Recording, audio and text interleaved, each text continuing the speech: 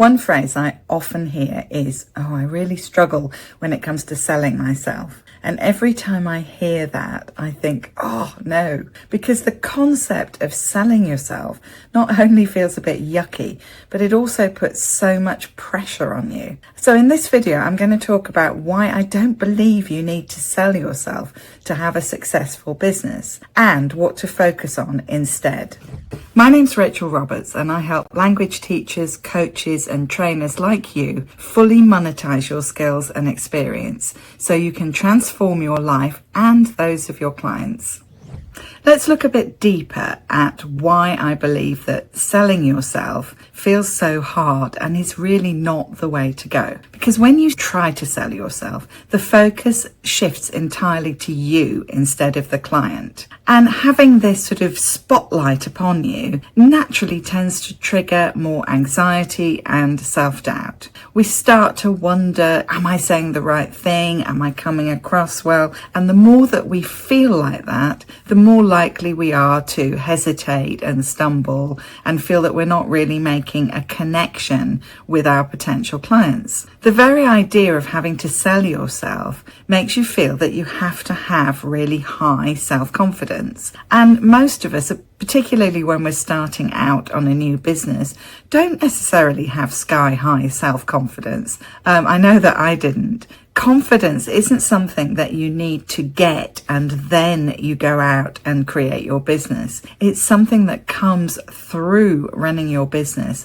and through seeing the results that you get with your clients. And that's why this approach of having to feel confident and tell everybody how wonderful you are, perhaps when you're just starting out and you're not even really that sure of that, can really trip you up. Maybe you're thinking, but Rachel, aren't you always saying that we are our business, that people need to get to know us to see whether we're someone that they'd like to work with? Both those things are absolutely true. However, while people do need to feel that we're someone that they can work with, they also need to trust that we're someone who can deliver the outcomes that they are looking for. So the most important thing is not whether or not you're amazingly confident, but whether you can show that you understand their needs and you can help them achieve the results that they're looking for. So it's not so much about you as a person, but about whether or not you're the right person to help them achieve their goals. And this is the essence of being a teacher, isn't it? Are you the right teacher or coach or trainer to help them get where they want to be? In other words, clients are not actually buying you. They're buying the transformation or the outcomes or the results that you can help them achieve. And that's what motivates them to work with you.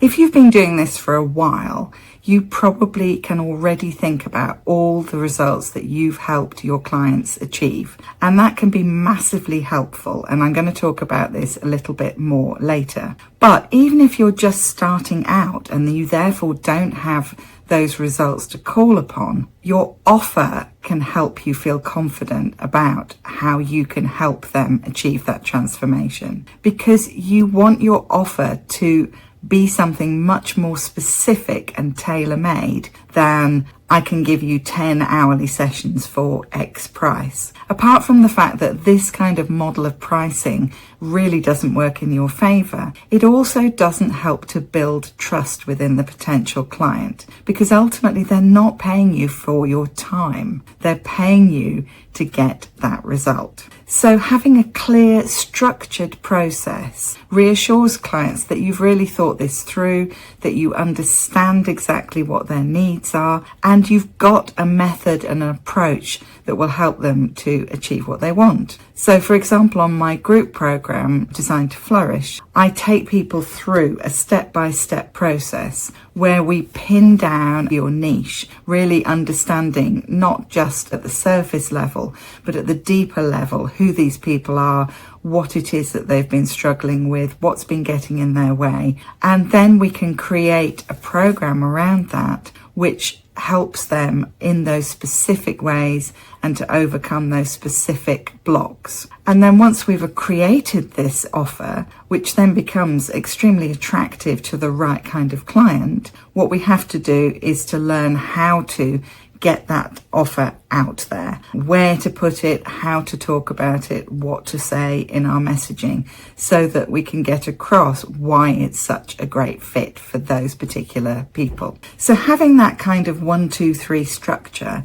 builds confidence, because people can see that there's a plan to guide them towards the success that they want. So in a nutshell, we need to shift the focus from selling yourself towards serving your clients. And this might seem quite a subtle shift, but I promise you it creates a dramatic transformation. Because once you deeply understand what it is that your clients need, and you've created an offer which is designed to get them those results, even before you've worked with dozens of clients to get those results, it's much easier to be confident about selling that. When the benefits of working with you are clear, then you don't feel that you constantly have to prove yourself. And you can focus instead on how you're going to work with them to achieve their goals, which is much easier, much more natural for anybody who's an educator, and much more effective. So this means that your sales calls can stop feeling so high pressured, because it's no longer about selling yourself, persuading, convincing. Instead, it's all about the client and what they need, and working out together if you are the right person to help them with that. Phew, what a relief. So in a sales call, instead of trying to convince them, ask them questions. Ask them about what is blocking their progress. What have they tried and why didn't it work? What are their priorities, and how much time and effort are they willing to invest in achieving those? Does the way that you work as a teacher or coach or trainer feel like a good fit for them? Instead of trying to persuade them how brilliant you are, share success stories. Talk about the work you've previously done with clients, even if it's in a different context to start with. Share how you've helped clients like them achieve similar results. For example, you might say something like this: